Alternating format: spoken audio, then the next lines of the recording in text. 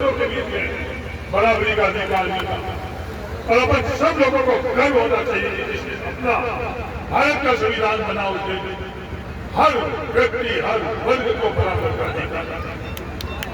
ऐसा उदाहरण कोई और नहीं है।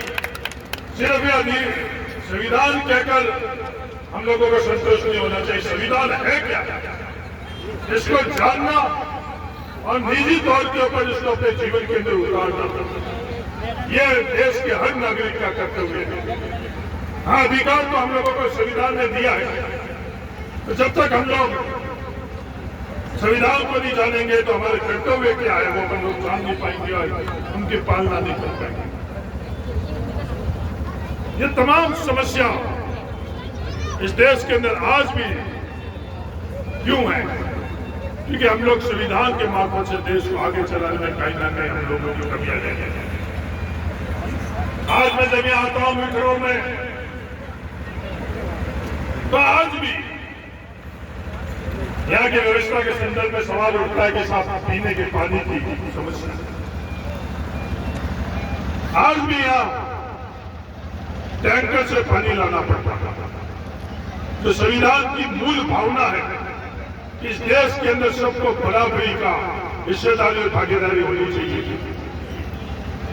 क्या सरकार के अंदर ये व्यवस्था है? नहीं है। अगर मैं शहर में रहूंगा तो मुझे अतिरिक्त पानी मिलेगा, अगर मैं ढाणी में रहूंगा तो मुझे अतिरिक्त पानी नहीं मिलेगा, जो शहर में मिलेगा उससे कम मिलेगा। यहां जाकर हम लोग इस संविधान को लागू करवाने में अपन कहीं ना कहीं ये व्यवस्था सरकारें आती गई, सरकारें जाती गई, पर जब अपन इस भावना को संविधान को समझ नहीं पाई, तब संविधान के अंतर्गत जो कदम जिस दिशा में जिस रफ्तार से अपने को उठाने लगा कहीं ना कहीं। मेरे से पूर्व वक्ता ने यह बात करी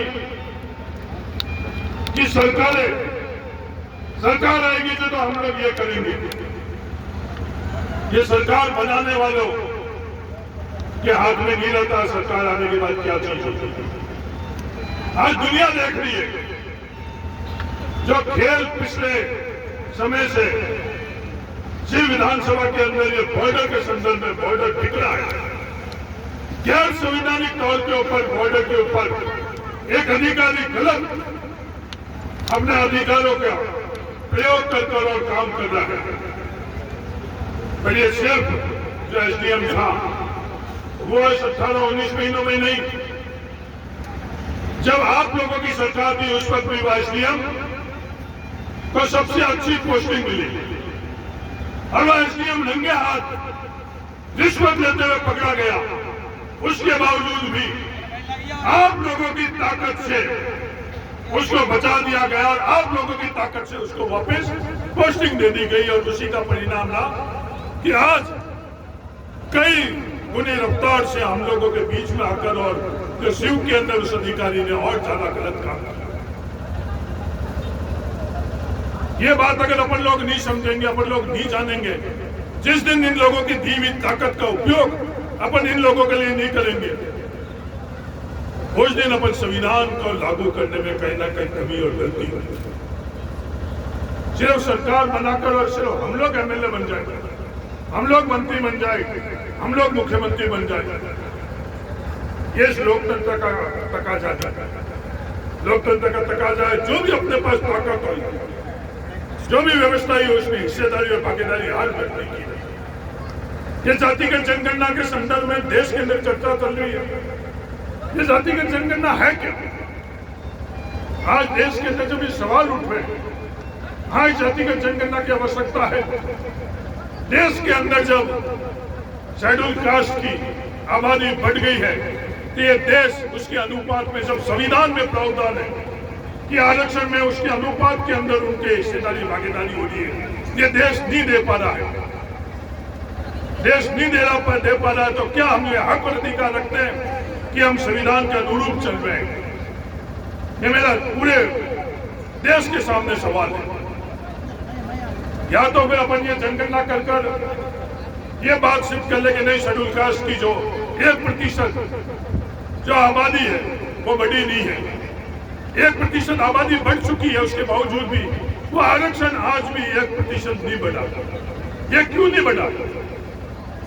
ये रोस्टर के अंदर जो खेल हो रहा है हम लोगों के बीच में, राजस्थान में हो रहा है, देश में हो रहा है, हम लोगों को आप एमएलए बनाकर वहां भेजते हो, हम लोग उसमें न्याय क्यों नहीं दिलवा पाते? हम लोग कहते हैं कि सरकार हमारी है, उस दिन सरकार कहां जाता है? जिस दिन ये फैसला होता है, एक और बीमारी नॉन फाउंड एलिजिबल, कि कोई भी योग्य पाया नहीं गया। ये जब विश्वविद्यालय और दूसरी नौकरियों के अंदर अपने वर्ग की जब बात आती तो ये बात आती। आज आरक्षण की व्यवस्था जुडिशरी में नहीं है, उसके बावजूद भी जस्टिस गवाई अगर सुप्रीम कोर्ट के चीफ जस्टिस बने तो सिर्फ और सिर्फ अपने योग्यता के आधार के ऊपर बने, किसी और की बैसाखी पर नहीं बने, आरक्षण के माध्यम से नहीं बने। सिर्फ और सिर्फ कोई जस्टिस गोगोई को वहां तक पहुंचाने के लिए बाबा साहब की एक ही सीख कि शिक्षित हो, योग्य बनो, उसके मार्फत से जस्टिस गोगोई आज सुप्रीम कोर्ट के चीफ जस्टिस बने। योग्यता के अंदर हम लोगों की कोई कमी नहीं है, पर इस व्यवस्थाओं के अंदर हम लोगों को रोका जाता है। और रोका अगर संविधान के अंदर जो व्यवस्था है उससे रोका जाए तो हमको किसी को ऐतराज नहीं होना चाहिए। पर संविधान की मूल भावना, मूल व्यवस्था के खिलाफ जब रोका जाता है तब यह सवाल खड़ा होता है कि संविधान का चाहता है। जो जस्टिस गवाई ने कभी प्रोटोकॉल नहीं लिया, जो हाईकोर्ट के जज रहते हुए उन्होंने प्रोटोकॉल नहीं लिया, हाईकोर्ट के चीफ जस्टिस रहते हुए प्रोटोकॉल नहीं लिया, सुप्रीम कोर्ट के जज रहते हुए उन्होंने प्रोटोकॉल नहीं लिया। पर जो महाराष्ट्र में गए, महाराष्ट्र किसके लिए गई? खुद का गृह जिला, पहली दफा चीफ जस्टिस बनकर और गृह जिले के अंदर गई, बाबा साहब को श्रद्धांजलि देने के लिए गई। उस समय वहां के चीफ